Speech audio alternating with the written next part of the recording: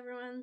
Today we're going to be learning about molecular geometry. We're going to take our 2D Lewis dot structures and bring them to life. We use the VSEPR theory when we talk about molecular geometry.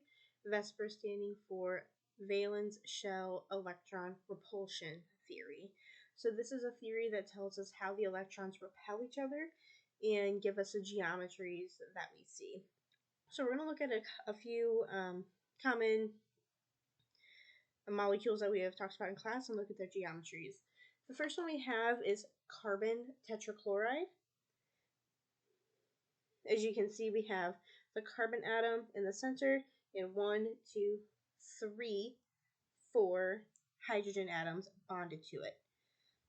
So there are no lone pairs, there are just bonds. This one would be called tetrahedral. Tetra meaning 4 bonds, and hedral meaning the shape. So this one, methane or carbon tetrahydride, would be tetrahedral. Another common one we see would be this molecule. So this molecule is a water molecule. You'll have your oxygen in the middle for this red one, and hydrogen on either side for H2O. We have 2 bonds here, and what you can't see but are there are 2 lone pairs of electrons at the top. So those lone pairs of electrons at the top are pushing down on the bonds, which gives us the geometry bent. You may also see this called the V-shaped, because shaped like an upside down V.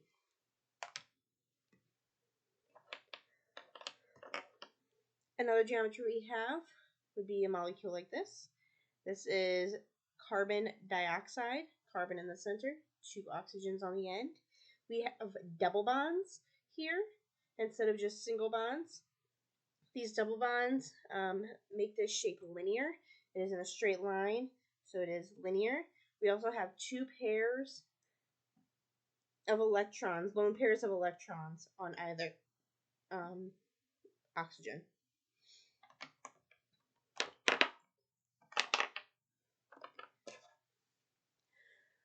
A third one is nitrogen trihydride, or NH3, or ammonia. We have the blue nitrogen in the middle with 3 bonded hydrogens. And what you don't see is that there is a lone pair on the top of this hydrogen.